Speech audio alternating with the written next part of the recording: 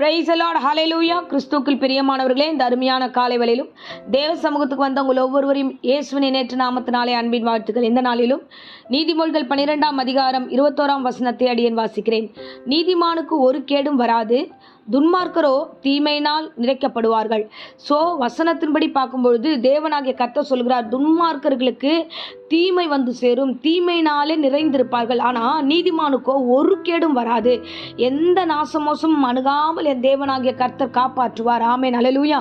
இன்றைய தினத்தில் ஒருவேளை ஆண்டவரே எங்கள் வீட்டில் போராட்டமாக இருக்குது, எங்களை சுற்றி பிரச்சனையாக இருக்கிறது, இந்த காரியத்தில் நாங்கள் என்ன ஆகுமோ என்று பயந்து கொண்டிருந்தீங்கன்னா என் தேவன் இந்த காலை வேளையில் சொல்கிறார், ஒரு கேடும் வராதபடிக்கு உங்களை பாதுகாத்துக் கொள்வார். உங்களை வழி நடத்த அவர் வல்லமுள்ள தேவனாய் இருக்கிறார். ஆமென், ஹல்லேலூயா. பழைய ஏற்பாடாகட்டும் புதிய ஏற்பாடாகட்டும் தம் பிள்ளைகளை காப்பாற்றுவதில் கர்த்தர் ஆண்டவர் கவனமாக இருக்கிறார். எந்த இடத்திலும் விட்டு விடாதபடிக்கு ஒவ்வொரு பிள்ளைகளையும் ஆண்டவராகிய தேவன் காப்பாற்றி வழி நடத்துகிறார். ஆமென். ஒருவேளை நீங்கள் ஜெபிக்கிற பிள்ளைகளா நீதிமான்களா நீங்கள் நிலைச்சிருந்தீங்கன்னா, ஆண்டவரே நான் யாருக்கும் எந்த தப்பும் செய்யல, நான் யாருக்கும் எந்த அநியாயமும் செய்யல, ஆண்டவரே அப்பா என்னுடைய காரியங்கள் இப்படியா இருக்கு, பிரச்சனையா இருக்குன்னு குழப்பத்தோட பயத்தோட நெக்ஸ்ட் லெவல் நாளைய தினத்தில் எப்படி நடக்கும் தெரியல ஒரு பயத்தோட இந்த இரவு இருந்தீங்கன்னா, ஒருவேளை இந்த காலை வேளையில் அப்படிப்பட்ட ஒரு சூழ்நிலை உங்களுக்கு வந்திருக்கும் என்றால் என் தேவனாகிய கர்த்தர் உங்களுக்கு துணையா இருப்பார். அவர் பயப்படாதுங்க என்று இந்த வேளையிலும் உங்களோடு கூட பேசுகிறார். உங்களுக்கு ஒரு கேடும் வராமல் அவர் உங்களை பாதுகாக்க வல்லவராய் இருக்கிறார். ஆமென், ஹல்லேலூயா. பாருங்க, புதிய ஏற்பாட்டில் பவுலை குறித்து ஒரு அருமையான வார்த்தை நம்ம வாசிக்கிறோம். அப்போஸ்தலர் 28ஆம் அதிகாரத்தில் பவுல் சிறை பிடித்து கொண்டு வருகிறார்கள். 100க்கு அதிபதி அவரை கொண்டு வருகிறார். வழியில் பார்த்தீங்கன்னா கடலில் அந்த படகெல்லாம் உடைந்து அவங்க உயிர் தப்பி மெலித்தான்ற ஒரு தீவில் சேர்றாங்க. அந்த தீவில் சேரும்போது அங்கே இருக்கிற ஜனங்கள்லாம் அவர்களை கூப்பிடுறாங்க. கூப்பிட்டு அன்பு பாராட்டி அவங்கள உட்கார வச்சு, ஐயோ இவங்க கடல்ல இருந்து தப்பிச்சு வெளியில் வந்திருக்காங்க உயிரோட அப்படின்னு சொல்லிட்டு இருக்கும்போது அந்த இடத்துல நெருப்பு காய்ந்து கொண்டு எல்லாரும் உட்காந்துருக்கும்போது அந்த கட்டைங்க ஒன்று ஒன்றா எடுத்து அந்த நெருப்பில் போடும்போது அந்த விஷப்பூச்சி ஒன்று என்ன பண்ணுது, அந்த இடத்துல நீட்டாக பவுலுடைய கையில் கவ்விக்கிட்டு அப்படியே தொங்கிட்டு இருக்கு.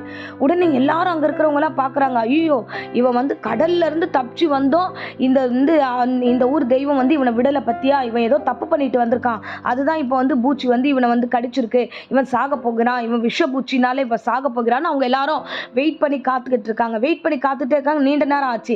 5ஆம் வசனத்தில் வாசிக்கிறோம், அவன் அந்த பூச்சியை தீயில உதறி போட்டு ஒரு தீங்கும் அடையவில்லை. ஒரு தீங்கும் அடையாம மறுபடியும் அவன் என்ன பண்ணான், அவன் அந்த குளிர் காயிற இடத்துல கட்டைகள் எடுத்து போட்டுட்டு இருக்கிறான். மற்றவங்கலாம் இவன் சாவான், இவன் வீக்கம் கொண்டு சாவான், வசனம் அப்படியே சொல்லுகிறது, சடிதியாய் விழுந்து சாவான், வீக்கம் கொண்டு சாவான் என்று நெடுநேரமாய் எல்லோரும் பார்த்தாங்க. வசனம் அழகாய் சொல்லுகிறது, ஒரு சேதமும் அவனுக்கு வராமல் இருக்கிறதை கண்டு ஜனங்கள் வேறே சிந்தையாய் மாறி இவன் தேவன் என்று தங்களுக்குள்ளே சொல்லிக் கொண்டார்கள். பாரு, கடல்ல இருந்து தப்பிச்சு இங்க பூச்சிக்கிட்டேயோ இவன் கடி வாங்கி சாகாம இருக்கனா இவன் தேவன் என்று சொன்னாங்க. பாருங்க, இதுதான் உலகம்.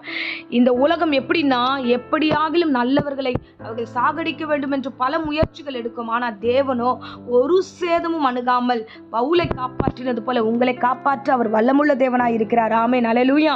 அவங்க ரொம்ப நேரம் காத்துக்கிட்டு இருந்தாங்களா, வீங்க கொண்டு சாவான், இவன் சடிதில சாவான், இவன் சீக்கிரமா விழுந்து போவான், இவன் ஒன்றும் இல்லாமல் போயிடுவான், இந்த குடும்பம் ஒன்றும் இல்லாமல் போகும், இந்த சபை ஒன்றுமில்லாமல் போகும், இவர்கள் ஒன்றுமில்லாமல், எப்படியோ எத்தனையோ பேர் காத்துட்டு இருந்தாலும் கர்த்தரை நம்புகிறவர்களோ ஒரு நாளும் கர்த்தர் கைவிட மாட்டார். நீதிமானுக்கோ ஒரு கேடும் வராது. ஏன்னா அவன் நீதிமானாய் பக்தியாய் பரிசுத்தமாய் வாழ்கிறபடினால என் தேவனாகிய கர்த்தர் அவனுக்கு ஆறுதலையும் தேறுதலையும் ஆசீர்வாதத்தையும் கர்த்தர் கொடுத்து நடத்த அவர் வல்லமுள்ள தேவனாய் இருக்கிறார். ஆமென், ஹல்லேலூயா. ஜனங்களுடைய மனநிலைமை தான் உடனே மாறுது. அந்த ஜனம் முன்னாடி சொன்னாங்க, இவன் சாக போகிறான், இவன் ஏதோ தப்பு பண்ணிட்டு வந்தான், இந்த வேளையில இந்த சூழ்நிலையிலையும் அவன் இந்த இடத்துல பூச்சி இவனை கடிச்சிருக்குன்னு சொல்லி தப்பா பேசின அதே நாவு மறுபடியும் பேசுகிறது. அவன் சாவாம இருந்த பொழுது அவனை குறித்து தேவன் என்று சொல்லிக் கொண்டார்கள். அதே மாதிரிதான் உங்க வாழ்க்கையிலும் இன்றைக்கு பேசுகிற நாவுகள், இன்றைக்கு பார்க்கிற காரியங்கள், கண்கள் எல்லாம் நாளைக்கு ஒரு நாள் மகிமையாய் உங்களை காண போகிறது, மகிமையாய் உங்களை பார்க்க போகிறார்கள், மகிமையான வார்த்தைகளை சொல்லுவார்கள். தேவன் இவர்களோடு கூட இருக்கிறார், தேவன் இவர்களை மகிமையாய் நடத்துகிறார் என்று ஒரு ஆச்சரியமான சாட்சிகளை உங்கள் மூலமாய் கர்த்தர் தாமே சொல்ல வைப்பார். ஆமென். அப்பேற்பட்ட தேவனை நீங்கள் வணங்குகிறீர்கள், அதனால் நீங்கள் பயப்பட வேண்டிய அவசியமில்லை. இந்த நேரத்தில் இந்த பிரசங்கத்தை யார் கேட்டுக்கொண்டிருந்தாலும் சரி, நீங்கள் பயப்படாதீங்க, நீங்கள் போயிட்டே இருங்க. பவுலுக்கு அழகாய் சொல்லுவார், உன் கூட பிரயாணம் பண்ணுகிறவங்களுக்கு ஒரு வார்த்தை சொல்கிறேன் பாரு, நீ பயப்படாத.